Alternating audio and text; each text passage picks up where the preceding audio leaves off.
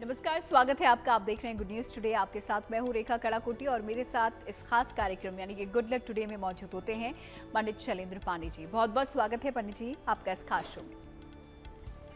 नमस्कार। तो कार्यक्रम में आज हम बात करेंगे सूर्य उपासना के महापर्व छठ की। क्या है छठ पूजा और इसका वैज्ञानिक और पौराणिक महत्व क्या है, और छठ पूजा की विधि क्या है, छठ पूजा या व्रत के लाभ क्या होते हैं, ये सब जानकारी आज के इस खास एपिसोड में हम आपको देंगे। लेकिन उससे पहले जान लेते हैं गुड लक मंत्र।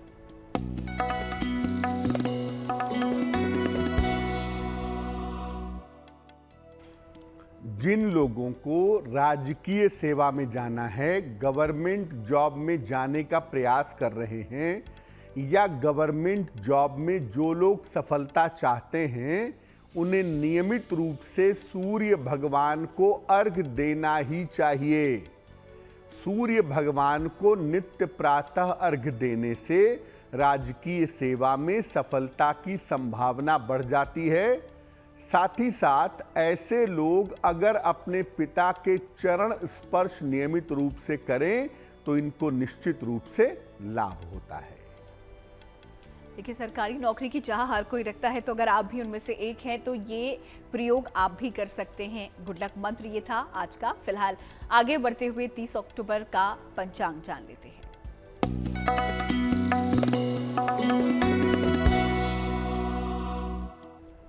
दिनांक 30 अक्टूबर 2022, दिन रविवार, तिथि है कार्तिक शुक्ल पक्ष की षष्ठी तिथि, नक्षत्र है मूल नक्षत्र, सुबह के 7:26 तक।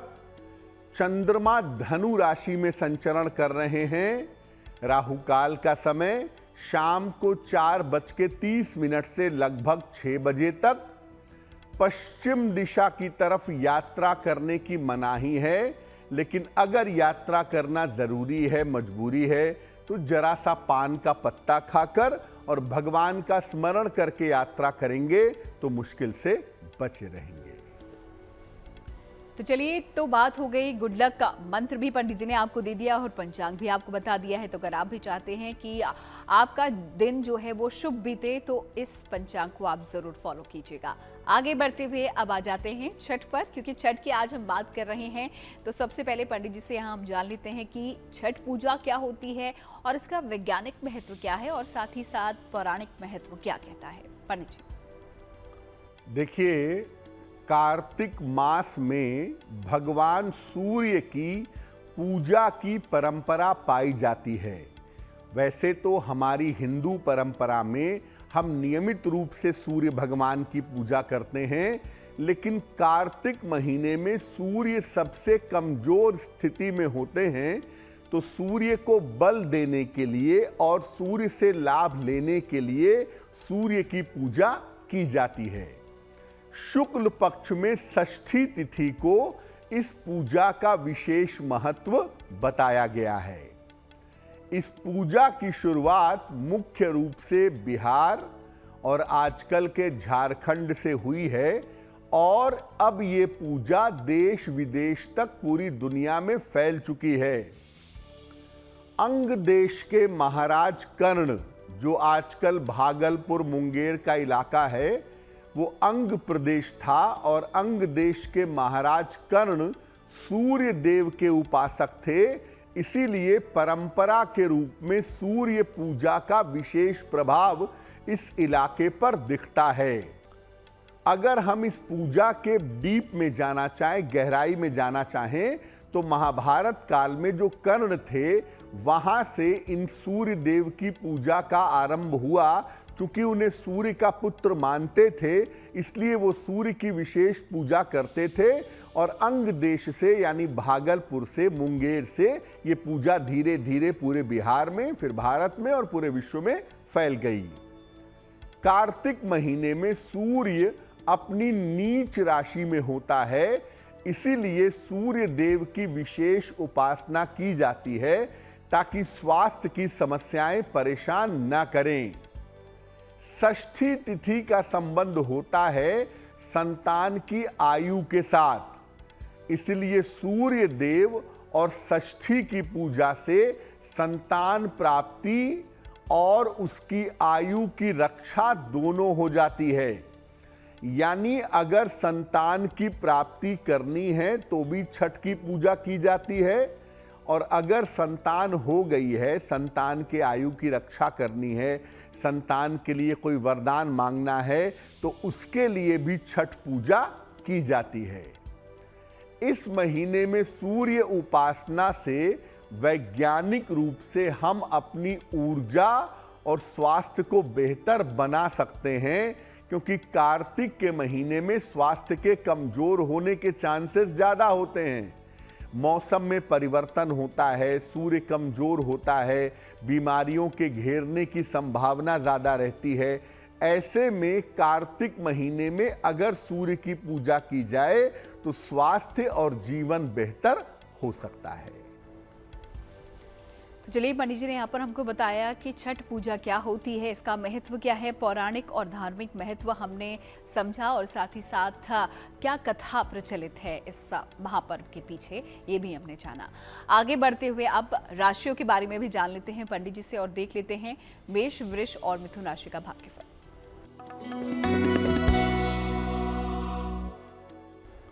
मेष राशि, पिता की तरफ से आपको लाभ होने की संभावना इस समय दिखाई दे रही है। रुका हुआ धन इस समय आपको प्राप्त होगा, और ऐसा लगता है किसी धार्मिक कार्य में आप व्यस्त रहेंगे। किसी निर्धन को अगर आप धन का दान कर दें तो आपका दिन और भी ज्यादा बेहतर होगा। शुभ रंग होगा हल्का पीला, और भाग्य का मीटर आपको नंबर दे रहा है 75%, यानी उत्तम भाग्य आपके साथ बना हुआ है।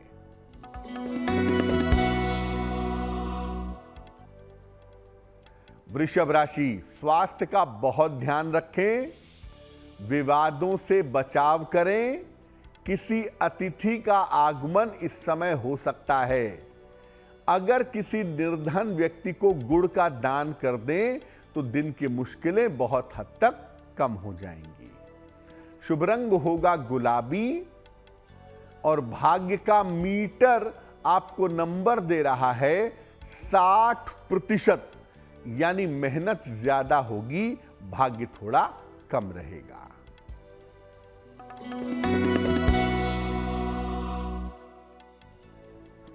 मिथुन राशि, आर्थिक स्थिति आपकी अच्छी बनी रहेगी। करियर में आपके लाभ होगा। परिवार में आपकी व्यस्तता दिखाई दे रही है। खाने पीने की वस्तु का अगर आप दान करें तो आपका दिन काफी बेहतर हो जाएगा। शुभ रंग होगा आसमानी, और भाग्य का मीटर आपको नंबर दे रहा है 70%, यानी मध्यम भाग्य आपके साथ बना हुआ है। तो चलिए, तो बात हो गई अब पहली 3 राशियों की, मेष, वृष और मिथुन राशि के बारे में पंडित जी ने हमको बताया कि दिन आप लोगों का कैसा रहने वाला है। फिलहाल आगे बढ़ते हुए आ जाते हैं आज के हमारे पहले ईमेल पर। देखते हैं आज का जो पहला सवाल है ये हमें किसने भेजा है। पंडित जी।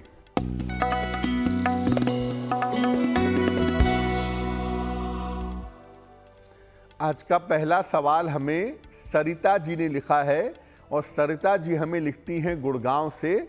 अपनी बेटी के बारे में जानना चाहती हैं। इनकी बेटी की जन्म तारीख है 21 फरवरी सन 2000। जन्म का समय है बेटी का सुबह के लगभग 9:30, और जन्म स्थान है गुड़गांव। ये पूछ रही हैं कि बेटी को किस तरह के करियर में जाना चाहिए ताकि बेटी को करियर में सफलता मिले और बेटी का करियर अच्छा बना रहे। देखिए, सबसे पहले आपको बता दूं कि आपकी बेटी की कुंडली के हिसाब से इनको आप मैनेजमेंट की या फाइनेंस जैसी कोई पढ़ाई करवाइए।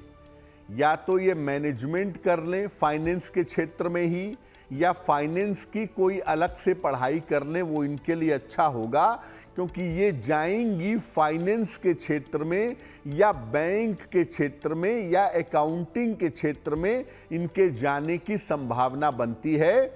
तो फाइनेंस, बैंक या अकाउंटिंग के क्षेत्र में अगर ये जाने का प्रयास करें तो इनके लिए बेहतर रहेगा। तो आप वैसी ही तैयारी इनको करवाइएगा। जो महत्वपूर्ण बात है कुंडली में वो इनके विवाह की है। विवाह थोड़ा विलंब से होगा, लगभग 28-29 साल की उम्र में विवाह इनका इनकी अपनी इच्छा से होगा, किसी जाने पहचाने बालक के साथ। लेकिन साथ में आप ये भी बात समझिए कि जब भी विवाह किया जाएगा कुंडली मिलाकर के सोच समझ करके निर्णय लेना ज्यादा बेहतर होगा। क्या उपाय करें इनके अच्छे करियर, अच्छे जीवन के लिए? एक, इनको माणिक्य बनवा के पहना दीजिए। लगभग 6 से 8 रत्ती का माणिक्य तांबे या सोने की अंगूठी में, दाहिने हाथ की अनामिका अंगुली में। रविवार को प्रातः इनको माणिक्य बनवा के पहना दें। और दूसरा, इनसे कहें कि रोज सुबह सूर्य भगवान को जल चढ़ाएं तो इनके लिए बहुत अच्छा रहेगा। तो चलिए दर्शक, आप लोग जो हमें सवाल भेजते हैं, हम कोशिश करते हैं कि आप लोगों के सवाल यहाँ पर हम ज़्यादा से ज़्यादा ले सकें। और इसी कड़ी में जो सवाल आज का हमारा पहला था उसका समाधान पंडित जी ने यहाँ पर आपको बता दिया है। लेकिन अगर आप भी कुछ पूछना चाहते हैं जल्दी से लिख भेजिए। ईमेल आईडी आपके सामने है। छठ पूजा की आज हम बात कर रहे हैं और पौराणिक जो कथा है वो क्या है, वैज्ञानिक महत्व क्या है, ये हमने समझा। लेकिन छठ पूजा की जो विधि होती है बड़ी यहाँ पर कठिन बताया जाता है उसे। तो विधि क्या होती है, आइए पंडित जी से जानते हैं। बिल्कुल, जैसा रेखा ने कहा कि छठ पूजा की विधि बहुत कठिन होती है। वास्तविकता ये है कि छठ की पूजा एक तपस्या है, कोई सामान्य पूजा नहीं है। इसीलिए इसको सूर्य की महा उपासना कहते हैं, महापूजा कहते हैं। कुल मिला के ये पर्व 4 दिनों तक चलता है।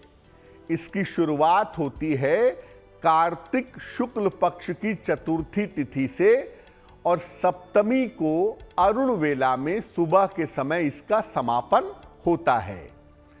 कार्तिक शुक्ल चतुर्थी को नहाए खाए के साथ इस व्रत की शुरुआत होती है और इस दिन से स्वच्छता की स्थिति बड़ी अच्छी रखी जाती है। स्वच्छता पर विशेष ध्यान दिया जाता है। इस दिन लौकी, कद्दू, दाल और चावल आदि का आहार ग्रहण किया जाता है। दूसरे दिन को लोहंडा खरना कहते हैं। इस दिन दिन भर उपवास रख करके शाम को खीर का सेवन किया जाता है। खीर गन्ने के रस की या गुड़ की बनी हुई होती है।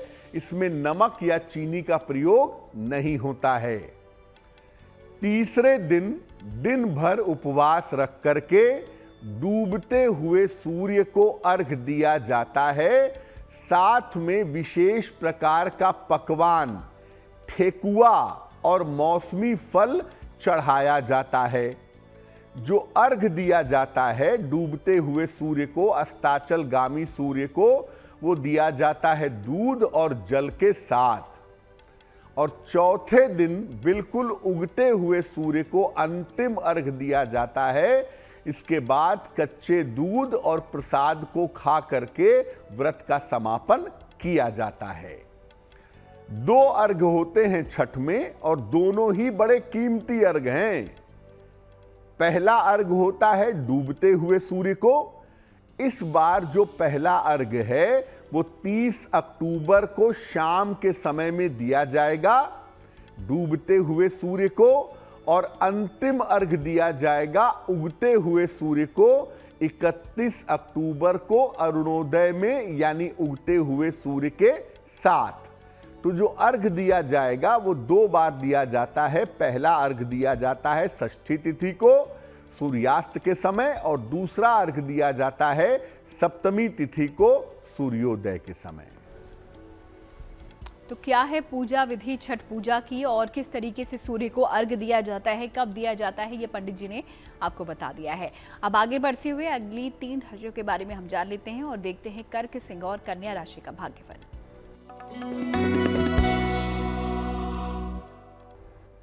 कर्क राशि, काम की अधिकता आपके साथ बनी रहेगी, काम का प्रेशर रहेगा उपहार और सम्मान का लाभ मिलता हुआ आपको दिखाई दे रहा है। नौकरी में सुधार होने की संभावना आपके लिए बन रही है। खाने पीने की वस्तु का अगर आप दान करें तो आपका दिन और भी ज्यादा बेहतर होगा। शुभ रंग होगा धानी और भाग्य का मीटर आपको नंबर दे रहा है 65%, यानी जितनी मेहनत करेंगे उतना ही आपको लाभ होगा।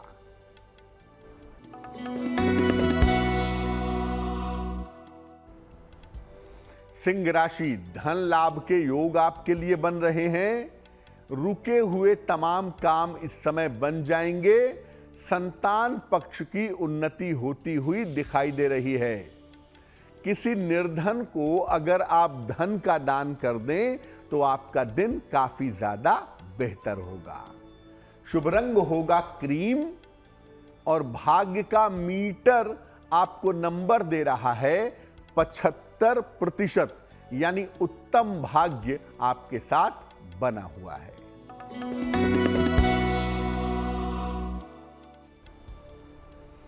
कन्या राशि, स्वास्थ्य का ध्यान बनाए रखें। संतान पक्ष की चिंता से परेशानी हो सकती है। इस समय अपनी वाणी पर नियंत्रण रखिएगा।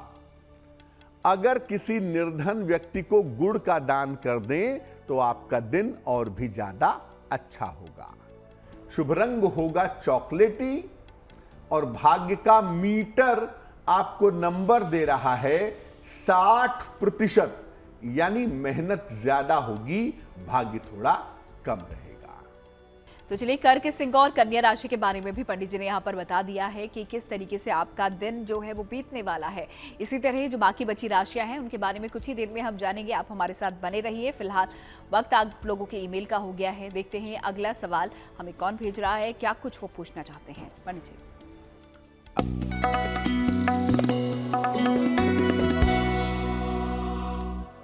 अगला प्रश्न हमें नेहा जी ने लिखा है। नेहा जी देहरादून से हमें मेल लिखती हैं। इनकी जन्म की तारीख है 2 अगस्त 1982, 1982। जन्म का समय है शाम को 6:32 और जन्म का स्थान है देहरादून। नेहा जी लिख रही हैं कि पहले एक बार विवाह होकर के टूट चुका है। भविष्य में दूसरे विवाह होने की संभावना क्या है? क्या दूसरा विवाह सफल होगा? और फिलहाल ये अपना काम करती हैं, अपना व्यवसाय करती हैं शिक्षा से संबंधित, तो भविष्य में व्यवसाय की स्थिति कैसी रहेगी? नेहा जी, सबसे पहले आपको बता दूं कि आपकी कुंडली के हिसाब से आपके दूसरे विवाह के योग जरूर बनते हैं और आपका दूसरा विवाह अगले साल के जनवरी से जून के बीच में 2023 में होने की संभावना बनती है और ये विवाह आपकी अपनी इच्छा से किसी जाने पहचाने बालक के साथ हो पाएगा। पहली बात। दूसरी बात यह है कि आपका करियर अच्छा है और शिक्षा क्षेत्र में आप जो भी काम करेंगी, शिक्षा क्षेत्र में आपको बेहतर सफलता की प्राप्ति होगी। उसमें कहीं भी कोई किसी भी तरह की दिक्कत दिखाई नहीं देती है।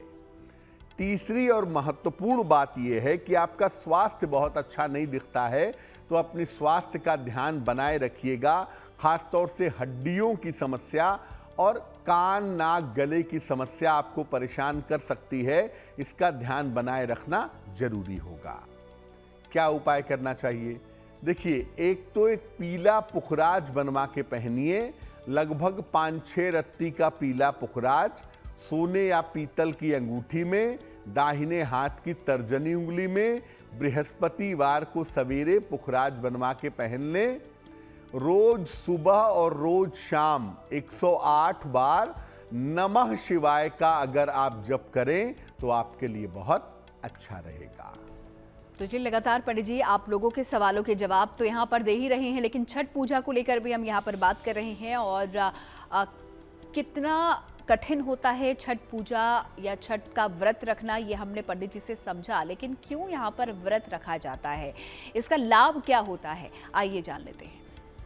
छठ की पूजा भगवान सूर्य की मुख्य पूजा है और षष्ठी तिथि का संबंध संतान से होता है, इसीलिए बहुत सारे लोग छठी मैया भी कहते हैं, लेकिन मुख्य रूप से ये पूजा है सूर्य देव की। इस पूजा या व्रत के लाभ क्या हैं? देखिए, जिन लोगों को संतान ना हो पा रही हो या संतान हो करके बार बार समाप्त हो जाती हो, ऐसे लोगों को इस व्रत से अद्भुत लाभ होता है।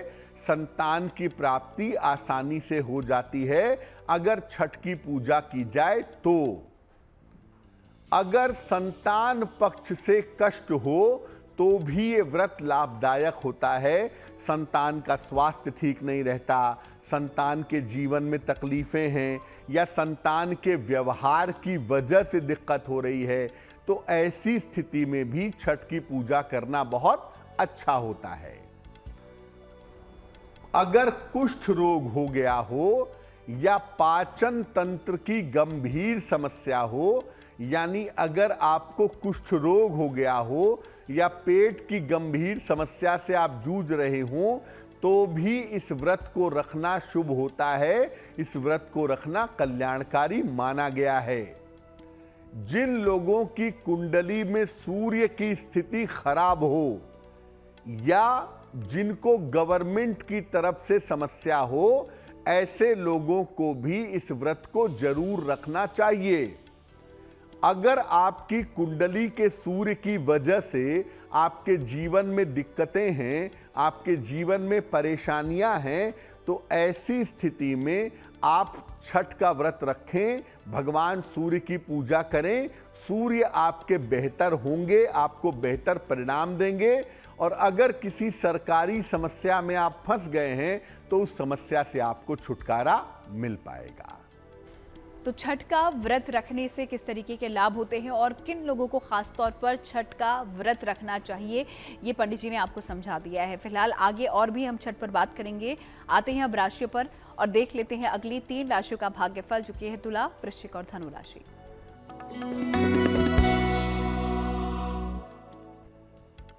तुला राशि, किसी छोटी यात्रा पर इस समय आप जा सकते हैं। छोटी यात्रा के योग आपके लिए बन रहे हैं। करियर में आपको लाभ होगा, ये संभावना भी दिख रही है। और अगर आप कोशिश करें तो आप इस समय संपत्ति खरीद सकते हैं। खाने पीने की वस्तु का अगर आप दान करें तो आपका दिन और भी ज्यादा शुभ होगा। शुभ रंग होगा सिल्वर और भाग्य का मीटर आपको नंबर दे रहा है 70%, यानी मध्यम भाग्य आपके साथ बना हुआ है।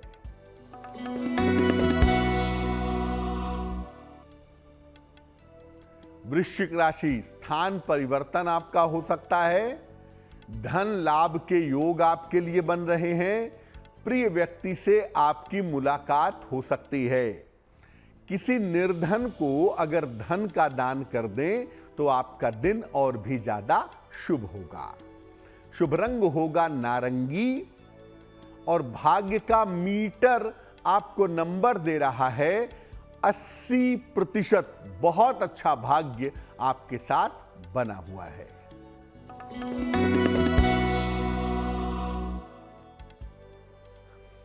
धनु राशि, करियर में लाभ के योग दिख रहे हैं। रुका हुआ काम आपका पूरा होगा। रुका हुआ धन प्राप्त होगा। सूर्य देव को अगर आप जल अर्पित करें तो आपका दिन और भी ज्यादा शुभ होगा। शुभ रंग होगा लाल और भाग्य का मीटर आपको नंबर दे रहा है 90%। सबसे ज्यादा भाग्य आपके साथ बना हुआ है। तो चलिए, तुला, वृश्चिक और धनु राशि के बारे में भी हमने पंडित जी से जाना। आगे हम छठ पर बात करेंगे और साथ ही साथ जो आखिरी 3 राशियां हैं उनके बारे में भी पंडित जी से हम जानेंगे। लेकिन उससे पहले वक्त हो गया है आप लोगों के ईमेल का। देखते हैं अगला ईमेल किसका है पंडित जी। जी,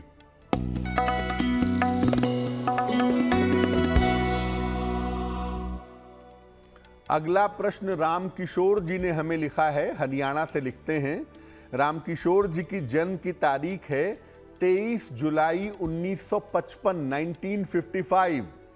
जन्म का समय है सुबह के लगभग 6 बजे और जन्म का स्थान है पानीपत, हरियाणा। रामकिशोर जी लिख रहे हैं कि मैं खेती बाड़ी का काम करता हूं, लेकिन कुछ समय से खेती में इनको फायदा नहीं हो पा रहा है, पैसों का नुकसान हो पा रहा है, तो क्या आगे खेती करनी चाहिए और आगे आने वाले समय में आर्थिक स्थिति कैसी रहेगी? रामकिशोर जी, आपको बता दूं कि आपकी कुंडली के हिसाब से आने वाले समय में आपका काम बेहतर हो जाएगा। आप थोड़ा सा इंतजार करिए, जनवरी के बाद की जो फसल है वहां से आपको लाभ होना शुरू होगा। 18 जनवरी 2023 के बाद से आपकी स्थितियां बेहतर होनी शुरू हो जाएंगी, पहली बात। दूसरी बात, आने वाले समय में पैसे रुपए की कोई भी दिक्कत नहीं है और आने वाले समय में आप अच्छा पैसा कमाएंगे भी और पैसा बचाएंगे भी, तो चिंता की कोई बात नहीं है। स्वास्थ्य का थोड़ा ध्यान रखना चाहिए और उसके लिए मुझे लगता है कि अगर आप एक पन्ना बनवा करके पहन लें, लगभग 6 से 8 रत्ती का पन्ना चांदी की अंगूठी में, दाहिने हाथ की सबसे छोटी उंगली में, बुधवार की शाम को अगर आप पन्ना धारण कर लें तो आपके लिए बहुत अच्छा रहेगा। तो चलिए पंडित जी, लगातार आप लोगों के सवालों के जवाब यहाँ पर दे रहे हैं और एक और सवाल हम कुछ ही देर में आप लोगों का लेंगे, यानी कि जो अगला ईमेल है वो आपसे कुछ ही देर में हम लेने वाले हैं। तो देखते हैं किसका ये सवाल होगा। उससे पहले व्रत की सावधानियों के बारे में बात कर लेते हैं, क्योंकि छठ के व्रत की हमने बात की, जो काफ़ी कठिन व्रत होता है, तो जाहिर तौर पर कई चीज़ों का ध्यान इस दौरान अगर जो व्रती महिलाएं हैं उनको रखना होता है, उनके घर वालों को रखना होता है। तो कौन सी वो सावधानियां हैं, आइए जानते हैं।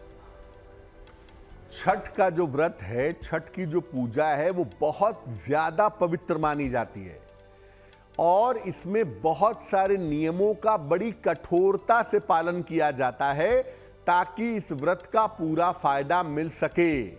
ये व्रत अत्यंत सफाई और सात्विकता का व्रत माना जाता है और इसमें कठोर रूप से सफाई का ध्यान रखना चाहिए। जहां पर भोजन पक रहा है, जहां पर व्रत करने वाला रह रहा है, पूरा घर आपका कठोर रूप से साफ होना चाहिए। घर में अगर एक व्यक्ति भी छठ का उपवास रखता है तो बाकी सभी को भी सात्विकता और स्वच्छता का पालन करना होगा। व्रत रखने के पहले अपने स्वास्थ्य की स्थितियों को जरूर देख लें।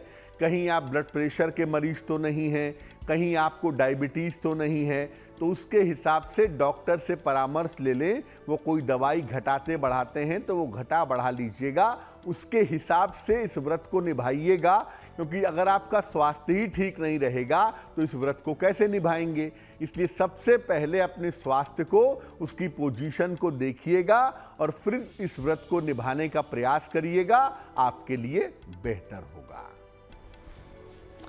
तो कौन कौन सी सावधानियां छठ के व्रत के दौरान आपको बरतनी है, किन चीज़ों का ध्यान आपको रखना है, ये भी आपने जान लिया है। इसी के साथ आगे बढ़ते हैं और आखिरी 3 राशियों के बारे में पंडित जी से हम पूछ लेते हैं, जो कि है मकर, कुंभ और मीन राशि। आइए देखते हैं इनका भाग्यफल।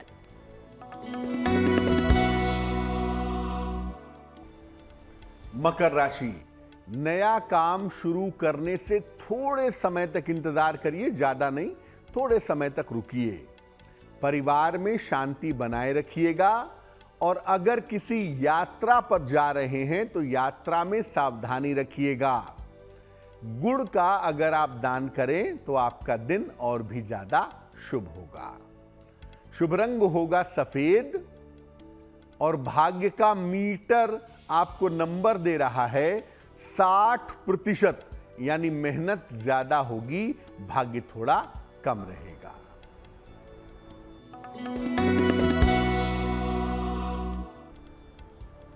कुंभ राशि, धन लाभ के योग आपके लिए बन रहे हैं। रुके हुए काम आपके पूरे होंगे। शिक्षा के मामलों में आपको सफलता मिलेगी। किसी निर्धन व्यक्ति को अगर आप धन का दान कर दें तो आपका दिन और भी ज्यादा शुभ होगा। शुभ रंग होगा हरा और भाग्य का मीटर आपको नंबर दे रहा है 70%। मध्यम भाग्य आपके साथ बना हुआ है।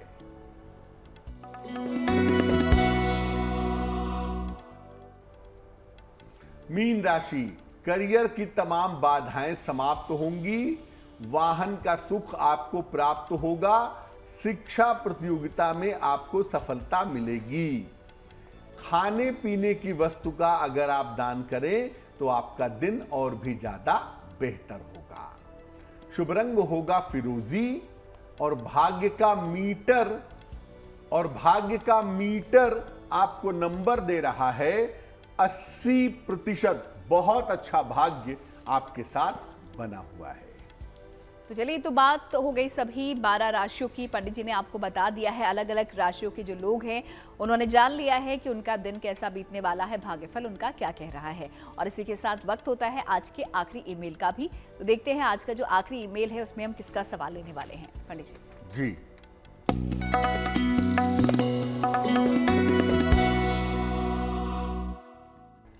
अभिलाषा जी ने हमें आज का आखिरी सवाल लिखा है, कानपुर से लिखती हैं ये। इनकी जन्म की तारीख है 29 जून 1975, 1975। जन्म का समय बताती हैं दोपहर के 1 बजे और जन्म का स्थान बता रही हैं कानपुर। ये कह रही हैं कि बहुत दिनों से ये कानपुर से दूर नौकरी कर रही हैं। अभी तो खैर कुछ दिनों से कानपुर में ही हैं, लेकिन बहुत दिनों से कानपुर से दूर नौकरी कर रही हैं। कानपुर में ट्रांसफर चाहती हैं, तो ट्रांसफर इनका कब तक हो पाएगा? पहला सवाल। दूसरा सवाल ये पूछ रही हैं कि आने वाले समय में इनका स्वास्थ्य कैसा रहने वाला है।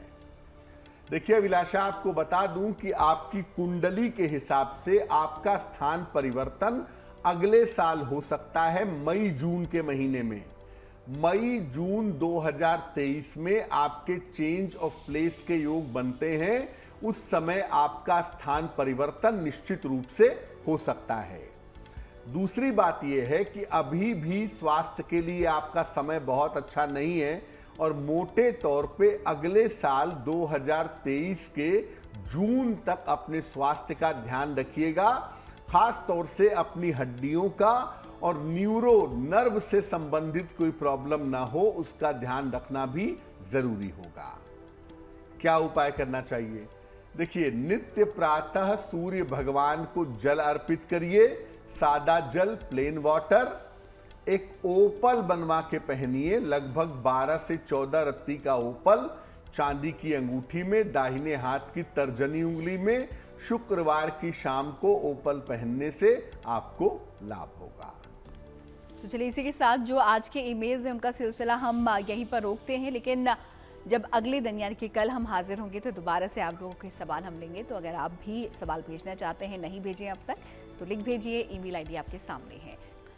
तो छठ पूजा की हम बात कर रहे हैं और कई महत्वपूर्ण चीज़ें यहाँ पर पंडित जी ने छठ पर्व से जुड़ी हुई हमें बताई हैं। और इस बीच व्रत के बारे में भी हमने जाना है कि काफ़ी कठिन व्रत यहाँ पर होता है, क्या कुछ सावधानियाँ और क्या कुछ नियम उसके होते हैं। लेकिन पंडित जी, यहाँ पर आपसे ये जानना चाहूँगी कि जो छठ का व्रत है वो क्या सिर्फ महिलाएं ही रखती हैं या फिर पुरुष भी घर के इस व्रत को रख सकते हैं? बिल्कुल। देखिए, छठ की जो पूजा है, मैं आपको फिर बता दूं कि षष्ठी तिथि को आम तौर पे लोग छठी मैया कहकर के संबोधित करते हैं। वास्तव में जो छठ का पर्व है वो भगवान सूर्य का पर्व है और भगवान सूर्य की उपासना का पर्व इसे माना भी जाता है।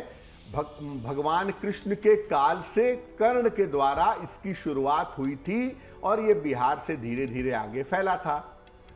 अब सामान्यतः तपस्या वाला जो पार्ट आता है जीवन में, धैर्य वाला जो पार्ट आता है जीवन में, वो ज़्यादातर महिलाओं के पास अधिक होता है। इसलिए महिलाएं ज़्यादा तपस्या करके, ज़्यादा धैर्य के साथ इस व्रत को रखती हैं।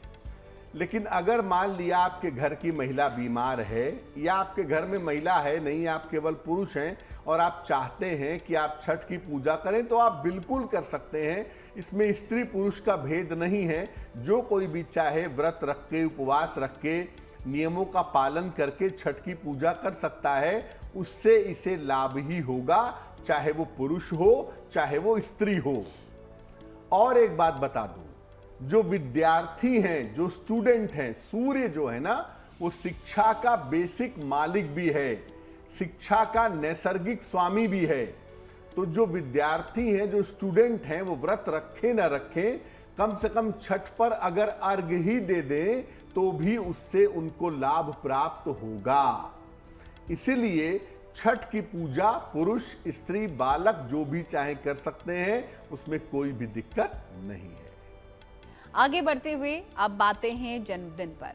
30 अक्टूबर को जिन लोगों का बर्थडे आता है, उनके लिए उनका आने वाला साल कैसा रहेगा, आइए जानते हैं।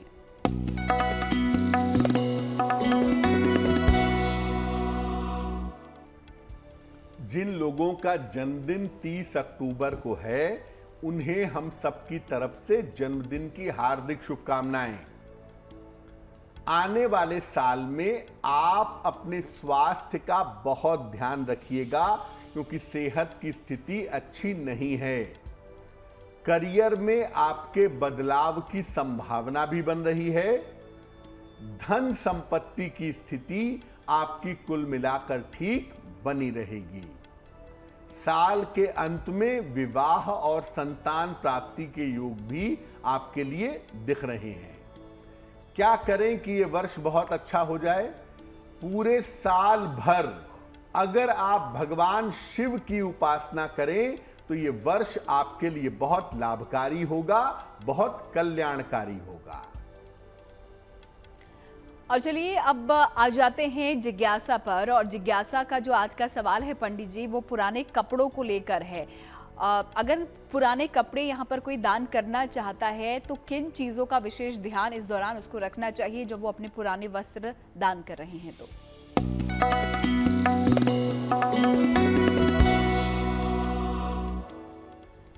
अगर आप अपने पुराने वस्त्र दान करते हैं तो कुछ बातों का बहुत ध्यान रखिए, क्योंकि बहुत बार ऐसा होता है कि पुराने कपड़े दान करने के साथ साथ आपका भाग्य भी उसके साथ चला जाता है। क्या ध्यान रखें? अनुपयोगी और पुराने वस्त्रों को महीने की अमावस्या को दान करना चाहिए। लेकिन जब भी आप वस्त्र का दान करेंगे, वस्त्रों को धो करके ही दान करिएगा, और फटे पुराने और गंदे कपड़ों का दान मत करिएगा। तो वस्त्रों के साथ एक जो सबसे मुख्य बात है वो यही है कि जब आप वस्त्रों का दान करेंगे, पुराने वस्त्रों का, तो उन्हें अच्छी तरह से धो करके, सुखा करके, प्रेस कर करके तब उसका दान करिएगा। तो दान आपके लिए भी लाभकारी होगा, जो पाएगा उसके लिए भी लाभकारी रहेगा। तो अगली बार से अगर आप भी अपने पुराने वस्त्र दान करना चाहते हैं तो इन बातों का ध्यान आप जरूर रखें। आगे बढ़ते हैं, शुभ पहर पर आ जाते हैं। देखते हैं 30 अक्टूबर यानी कि रविवार का शुभ पहर क्या है।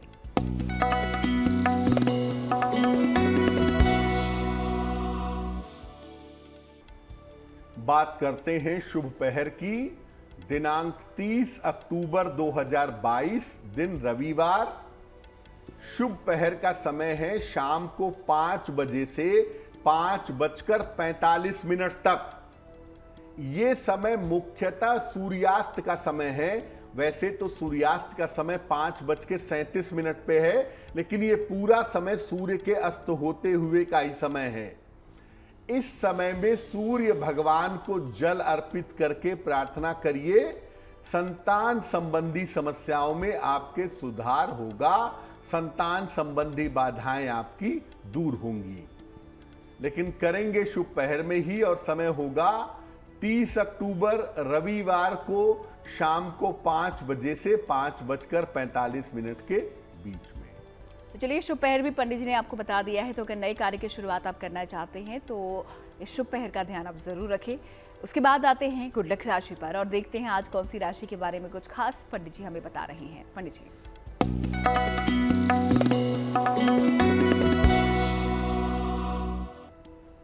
हम आपको अलग अलग राशियों की ताकत और खूबियों के बारे में बता रहे हैं। आज की जो गुड लक राशि है जिसकी ताकत के बारे में बताएंगे वो है वृश्चिक, स्कॉर्पियो। वृश्चिक राशि के लोग बड़े मेहनती होते हैं, जीवन के उतार चढ़ाव में भी मजबूती से खड़े रहते हैं। ये अच्छे डॉक्टर, लेखक और पॉलिटिशियन, राजनीतिज्ञ भी बन सकते हैं। जब भी आपको कमजोरी महसूस हो, मन आपका कमजोर हो, आत्मविश्वास कमजोर हो रहा हो, मन उदास सा लग रहा हो, तो ऐसी स्थिति में भगवान शिव की पूजा करिएगा, दोबारा से आपके अंदर ऊर्जा पैदा होना शुरू हो जाएगी। चलिए, कार्यक्रम के आखिरी पड़ाव पर अब हम आ गए हैं और यहाँ पर पंडित जी से जानते हैं हम एक महा उपाय। तो देखते हैं आज का महा उपाय क्या है और किस प्रकार आप उस महा उपाय को आजमा कर लाभ उठा सकते हैं। पंडित जी।